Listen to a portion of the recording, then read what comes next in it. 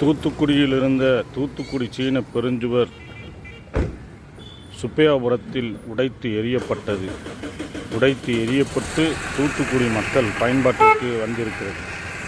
இதை பார்த்திங்கன்னா வழக்கமாகவே தூத்துக்குடி மாநகர நிர்வாகம் ஒரு வேலையை சொன்னால் ஒன்றுக்கு 5 தடவை சொன்னாலும் மக்களை பற்றியும் யாரை பற்றியும் கவலைப்படாமல் அவர்கள் அரசியலுக்காக வேலை செய்து கொண்டிருந்த தூத்துக்குடி மாநகர